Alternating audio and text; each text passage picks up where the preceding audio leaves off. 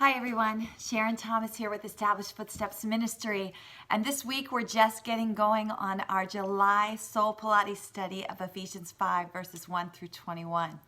And I'm so glad that you're a part of this experience with us. Every month, I love it when we start a new passage, and just as God begins to break open things in our hearts, in our minds, our wills, our emotions, our very souls, as we're doing this soul Pilates work, we're trying to get the soul, which is the core part of who we are as individuals in God's kingdom. We're trying to get it strong so that we can live strong lives as kingdom believers. And it's great that you have joined in. I'm super glad about that. So we've been in verses 1 and 2 of Ephesians 5 this week, and they are powerhouse verses. It's been really important, and I hope you've done this, to take the time to really look at the first parts of Ephesians as we then head into Ephesians 5.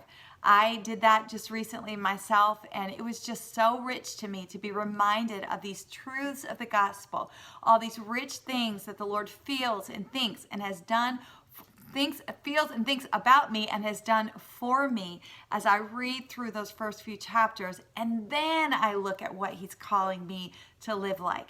It's just a natural overflow of that, and we talked about that a lot in the intro video. But today I want to talk to you about something that's really related to this scripture prayer image card. So you got this week on Wednesday. We send those out every Wednesday. Scripture prayers that are related to the verses that we're working out in that week. And this one, I just love it. I love the image of it. But the Lord really used this to speak to me this week, and kind of in a context of even that one. So this girl is standing here in this picture with a backdrop of all these colorful hearts. It's really pretty. I love the way she looks there. I mean, it's just a fun kind of trendy picture. But the Lord took it beyond that for me this week as this prayer says, Lord, I want to imitate you and walk in love. That's our first couple of verses. He calls us to imitate him, and he calls us to walk in love just as Christ did, right? As an offering and as a sacrificial way of bringing forth an aroma that's pleasing to the Lord. I want to live like that. I mean, in my heart, I want to rally around that, and I want to do that. But you know what? There are things in our lives, and I know you have them and I have them, situations that rise up where it is not easy to walk in love. A lot of times we don't even know how to walk in love, much less actually do it.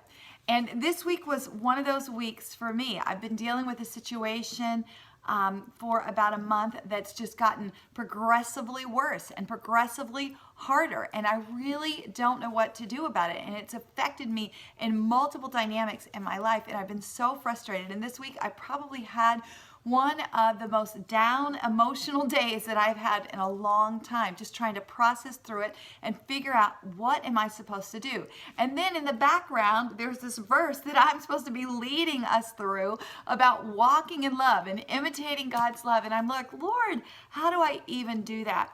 And he woke me up one morning with this image in my mind. And I was very familiar with this image. We had just sent it out, and he woke me up with that. And a lot of times the Lord will speak to me in the early hours of the morning, and I think it's because that's when we've been still, right? We've been resting, our heart's not been racing about a lot of other things, our mind's not been racing and engaged and distracted, so he can get our attention. And he reached into my heart, and he just showed me this picture, and it was like that situation was on the wall. And he drew a heart around it. And he said, Sharon, even that one. Because see, where I had been residing in my mind as I processed through it, was like, yeah, but that's not right. And this is not a good situation. And this isn't, the way it's supposed to be. And the Lord just drew a heart around that and said, even that one. And then his word to me was, will you? Will you? Will you draw my love even around that one? Because see, most of us, we can find a way to walk in God's love and imitate him in a lot of areas in our life. But most of us have a couple situations, or maybe one or several, that are just like, they just get to the core of who we are. They're really challenging, and we can justify all the reasons why we shouldn't walk in love. And then this word speaks to us, this word that says we are to walk in love just as Christ walked in love. And then there's those words that say he did it as an offering and as a sacrifice. And an offering is something that you freely give, expecting nothing in return. And a sacrifice is when you lay your rights and your will down and you love anyway. And that's what Christ did. And this tells us that it's a pleasing aroma to the Lord. I love walking into a place and it smells good. I love smell. I'm very sensitive to smell. And apparently the Lord is too, because the word talks about this aroma of worship coming before him. And here's what happens. When we take that one or that two thing, those two things or three things that are just those ones that we've reserved and placed in a category of, well, I shouldn't because, and we go ahead and we draw that heart of his love around that, and we determine we are going to walk in love, and we seek him for the power to do it, because we can't do it on our own. Lord knows I can't even figure out what that's supposed to look like on my own, let alone much less do it, right?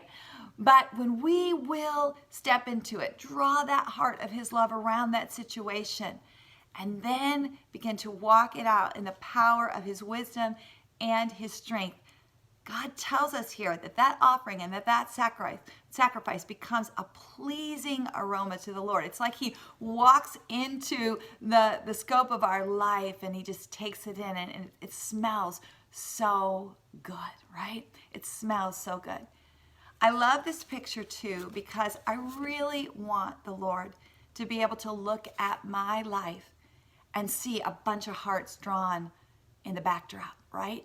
Where I've looked at this challenging situation and this hard relationship and this challenging, relationship and all these different dynamics. And I just continually, as I walk through my life, just grab another crayon, right? Or marker or whatever it is, and just draw his love around it and say, God, show me how to do this. Show me how to walk it out. And we're not going to get it perfect. We're not going to get it perfect. In our Pilates studio where I teach physical Pilates, we say this all the time, Pilates practice, not Pilates perfect. We're not going to get it perfect. When somebody imitates somebody, they don't get it perfect. They don't get it spot on. But the effort is there. The sacrifice, the offering is there. And that's what God is calling us to.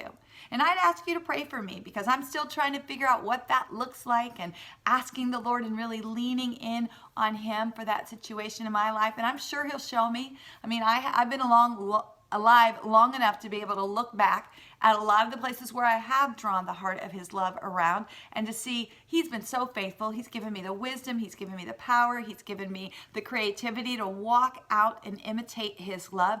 And I'm sure he's going to do it this time. And I want you to know I'm praying for you in the same way because I know you probably have that one too, that you're just not sure what it's supposed to look like.